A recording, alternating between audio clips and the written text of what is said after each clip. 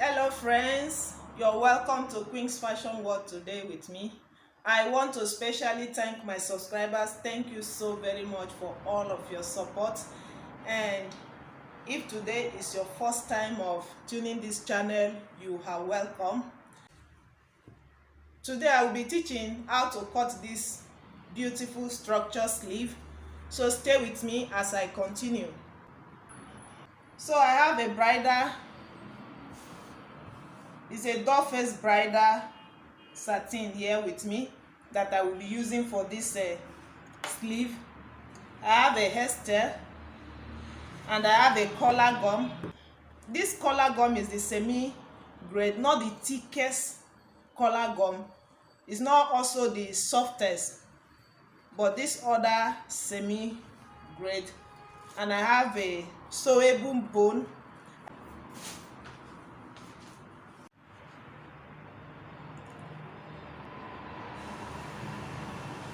So how to fold the fabric? I'm going to cut the two sleeves together.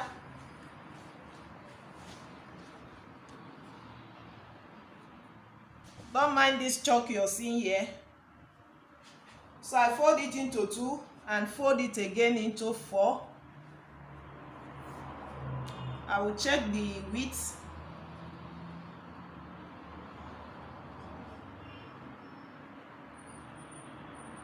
It's okay like this.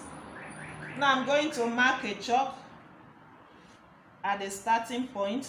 I'm using my free hand to do this. If you want to know the size of fabric to use, 1 yard will be okay. Half yard to cut the main sleeve, then half yard to turn it as the lining, because you are going to use the bridle also as a lining.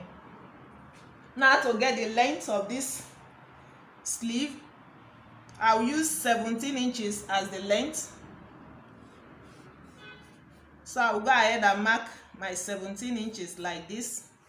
The next place I will check again is the cap height. The cap height, normally I'm supposed to use 4 inches for this person. This is 4 inches, but because this sleeve will have a gather at the upper part, so I'm not going to use 4 inches. I will mark 6 inches. Then I will just curve my hand from this length and blend it to the 6 inches, not the 4 inches. So when you blend it like this, use your eye and check if you like the shape. It's okay. No, the width, let me mark the width. 14 inches is the width I'm using because of the structure. So I'm using 14 inches. Now we'll measure from the upper part. I'll use 9 inches here. After finishing, I will have 8 inches left. So I'm going to curve my hand from this 9 inches to meet with this length now, the 17 inches by the side. I'm going to just curve my hand, and as you curve it, use your eye and check if you like the shape. Then you're good to go. I hope you're seeing it clearly. So see the shape. I just curve my hand from this 9 inches like this to meet with this 17 inches, and I curve from the upper part to meet with the 6 inches, which the width is 14 inches. So I'm cutting the two sleeves together. I will go ahead and cut it out now. See what I have now. I hope you. So now we'll go ahead and repeat the same thing like this. Another two pieces. One will be the lining. I will add my collar gum to the lining. Then I will add my hairstyle to the front, the fabric, the main sleeve. So I will go ahead and iron them and come back to show you. So see what I have here. I'm through with ironing the collar gum to the lining, and I also iron hairstyle on the main fabric.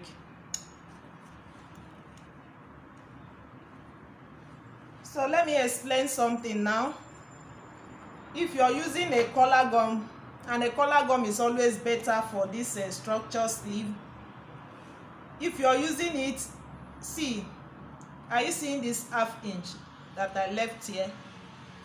Very, very important, so that your thread will not climb on top of this collar gum.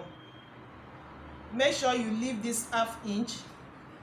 By the side, you leave like 3/4 of an inch or 1/2 inch. If you want to use 1/2 inch if you want to use 1/2 inch as a sewing allowance, you leave 1/2 inch, but this is more than 1/2 inch by the side, so I just leave 1/2 inch all through. How you can achieve that, let me show you. When you're ironing this collar gum to the fabric, make sure you don't iron it to the edge like this. You have to remain a space. Just iron all of this side gum, iron it to the upper part, gum it firm, gum it very well, so that you have space to trim it. So now when you finish that, you now trim this 1/2 inch like this, and make sure you hold it as you're trimming it. That is why you don't need to gum it to the end. So you hold it like this and trim it, so that you will not cut the fabric. If you don't hold your hand on it, you might cut your fabric. So you trim it out like this by the side, and you have a neat. Next thing I will be doing, I'm going to work on the back. I will keep the front aside. So I will pick my crinoline like this. I'm using a black crinoline. This is what. So I will pick the crinoline like this and follow the. Are you seeing the space? This half on top of this collar gum. Now I will sew it like this. Just control it to follow the round like that. I will sew it to this part and apply the same thing to the other side. I will come back to show you. So are you seeing now? I finished sewing the crinoline on top. The next thing to apply is the sewable bone. I'm going to sew the bone now. So the bone, I'm going to just shift it more than this my thread line. This is the thread now. That is, I'm shifting the bone more than the 1/2 inch that I left here. That is why I'm shifting it a little from the crinoline and the collar gum. So I'm going to place it like this and sew the bone. This bone has a guideline where you pass your needle. This bone has a guideline where you pass your needle and thread and sew it. So I'll go to the machine and sew it now, and pick this one to turn it down, and I'll bring it back to show you. So I finished sewing the bone on top. I hope you're seeing clearly. The bone is the white one on top. Now I also turn it with the front. And see the crinoline, I run thread on the 2 edges. So I'm going to notch this sewing allowance now, so that I can turn. So I will go ahead and turn it now.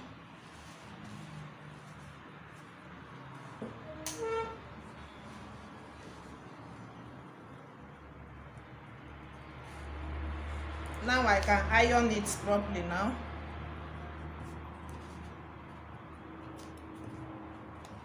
If you allow your thread to climb on top of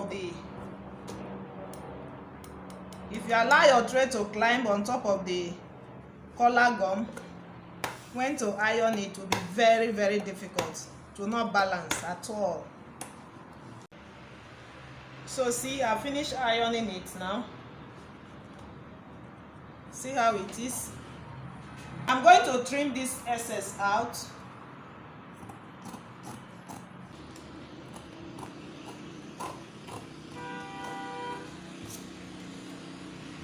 If there's anywhere that is not equal, this is when to trim it.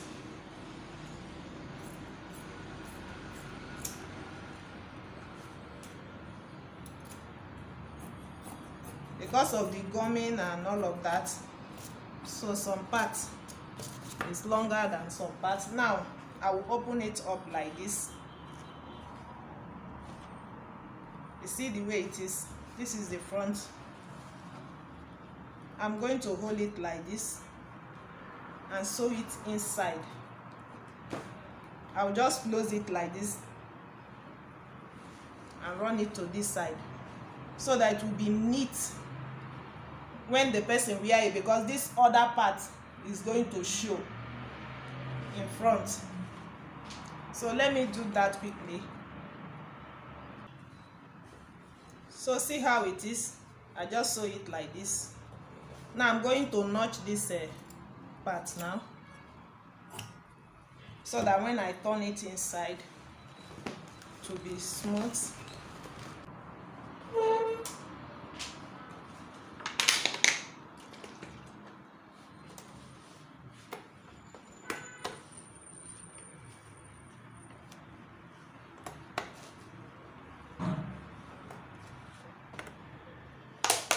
I'll iron both front and back.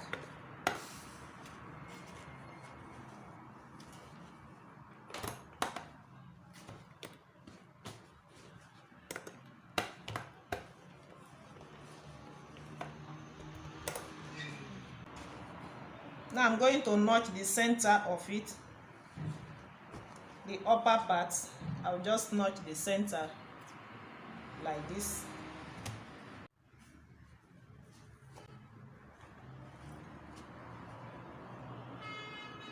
So see what I'm going to do now. You hold your second sleeve, because this one has a double sleeve. One is long sleeve, this one is structure. That's the way the style is. The picture you're seeing there. So I hold my sleeve and I check my armhole and I close the round sleeve with the measurement. Now I can turn it to the front part. So after turning the round sleeve out now,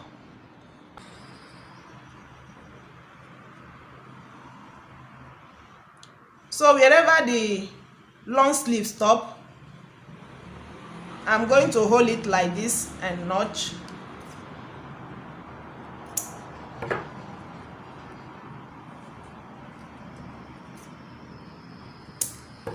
So this is the point where I'm going to add my pleat. From this area, you see now, I will hold it like this and pleat and pleat, just like that. I'll bring it to show you. Just finish pleating it now. See what I have here. Structure is now showing. So what next now is to pick this long sleeve.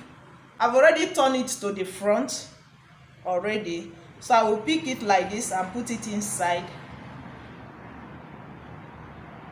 And I've also notched the center of this long sleeve. I will place it at the center of the structure like this. I'm going to run it a thread and catch it all round. Are you seeing now? So when sewing it, just sew 1/4 of an inch. Don't sew up to 1/2 inch, because time to join the sleeve, you're going to use 1/2 inch to join, so that your thread will not show in front. Exactly what I did to this one. I've already thread on this one now.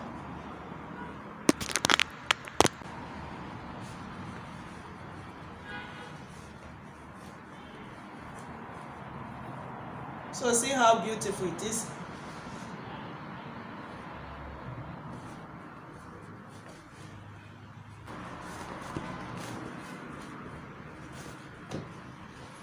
So I'm going to attach it to the sleeve now. You know how to fix sleeve now already, see? And if you have not subscribed, please do well to subscribe to this channel, and also tap on the bell to get notification whenever I upload a new video. Thank you so very much for watching. See you in my next video.